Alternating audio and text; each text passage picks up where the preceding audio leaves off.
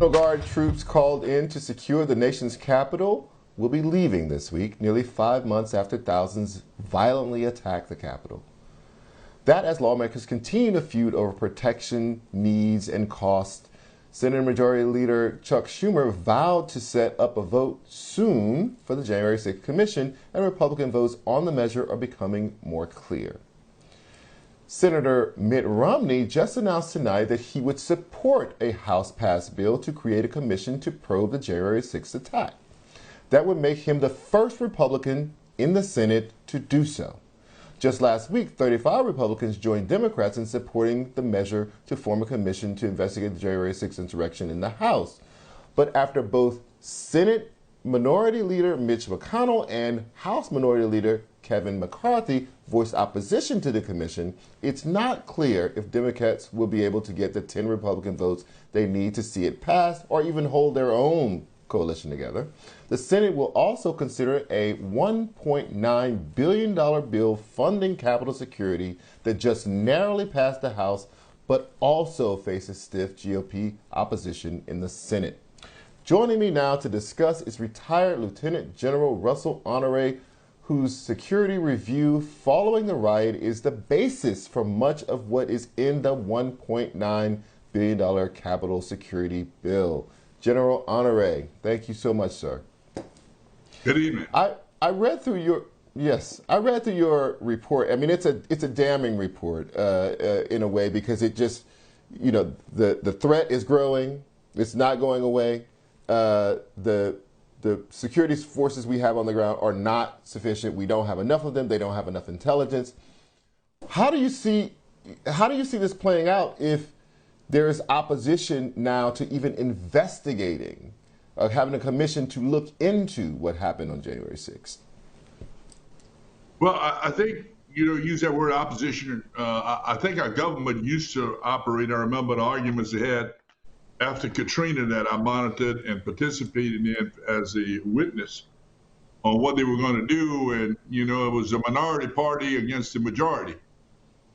And then they fought things out, and they took a vote, and they worked the numbers. We no longer operate as a minority party. They operate as an opposition party. Whatever the other party brings is no.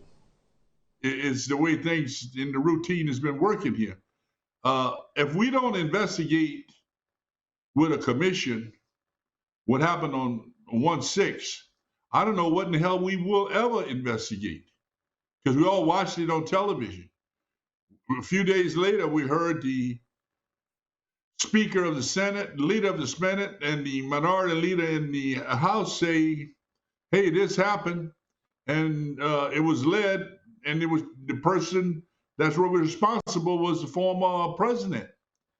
And here we are 137 days later, and nobody wants to conduct a commission on one side, the minority party, and nor do they want to fund the security to harden the Capitol, increase intelligence, provide the fencing that will prevent large groups from being able to run the Capitol, get the riot equipment that the Capitol Police need.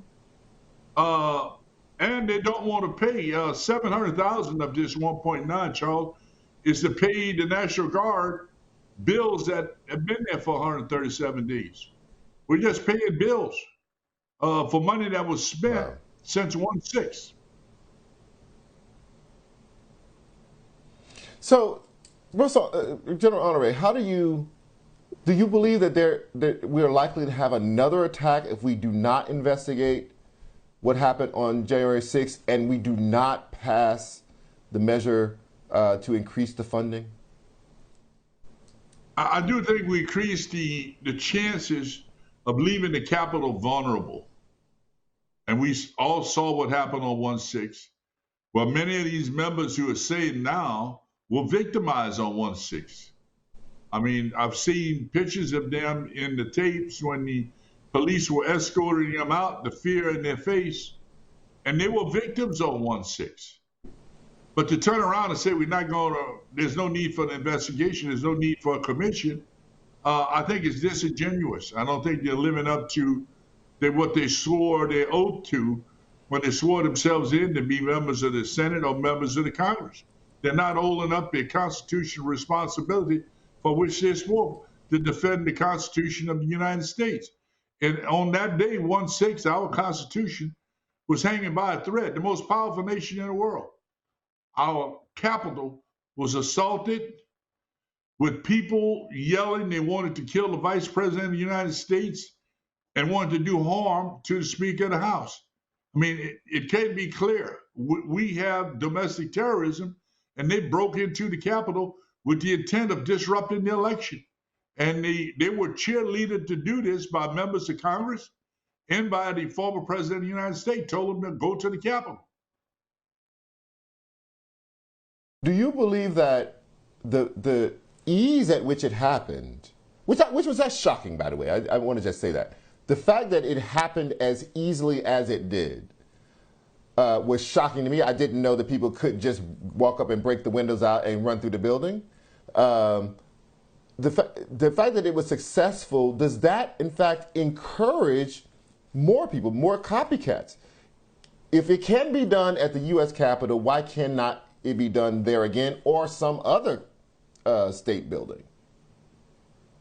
Well, that's a good point, Charles. That's why we put in there the adding more officers, providing more officers to do dignitary escort for members who received multiple times more threats this year than they've received in the past.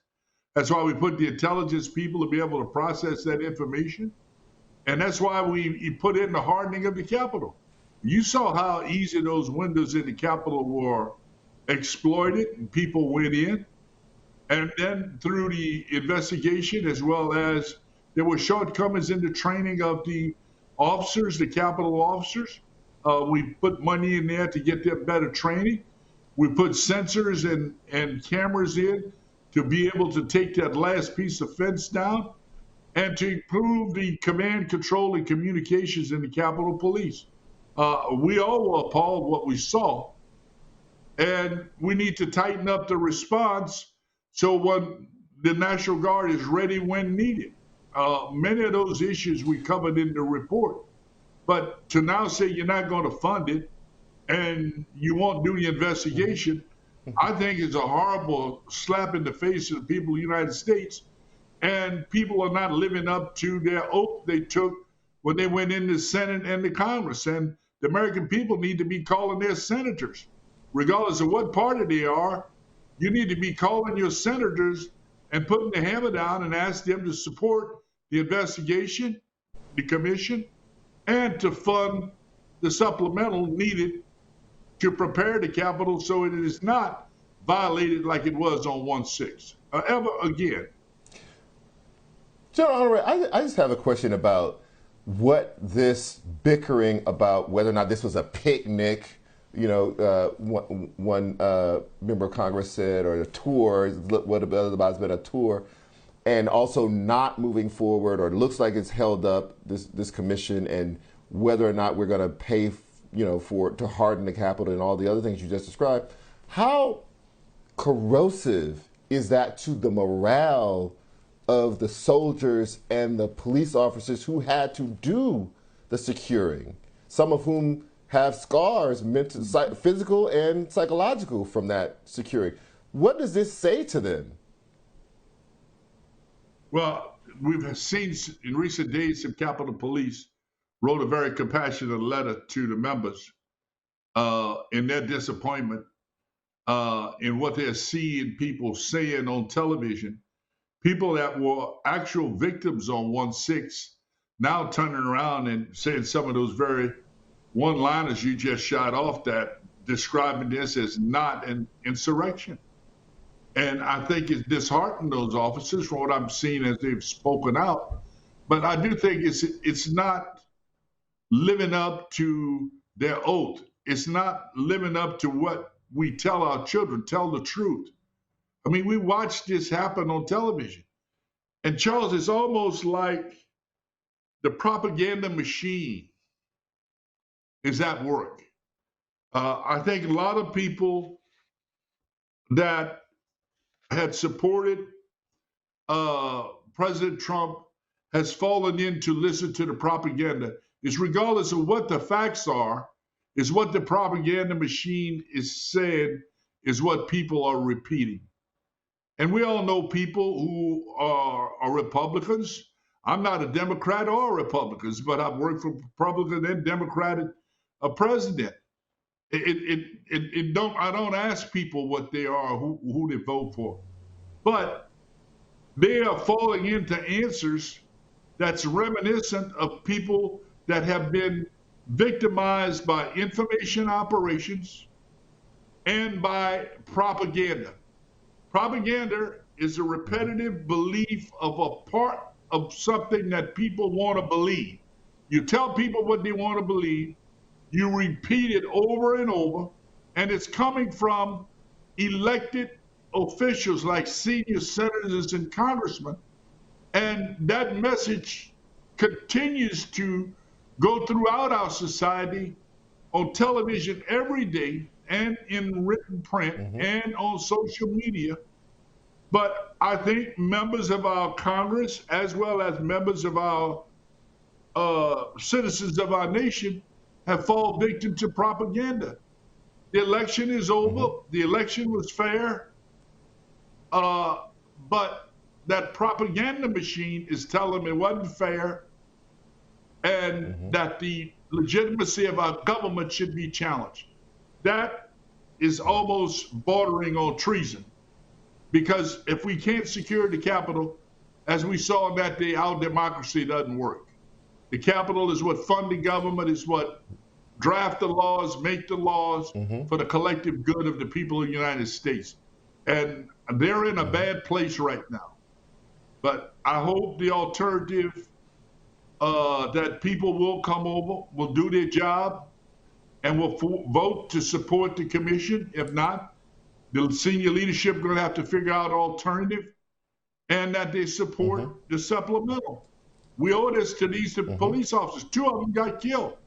One that night, and one took his life days afterward.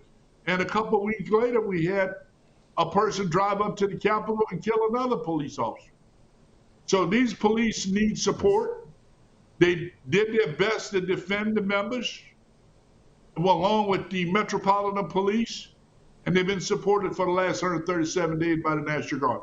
It is time for them to pay their bills, and it's time to invest in the security of the Capitol, Charles. General Russel Honoré, it was an honor to have you on tonight, sir. Thank you for your time. I really appreciate it. More Prime after the break.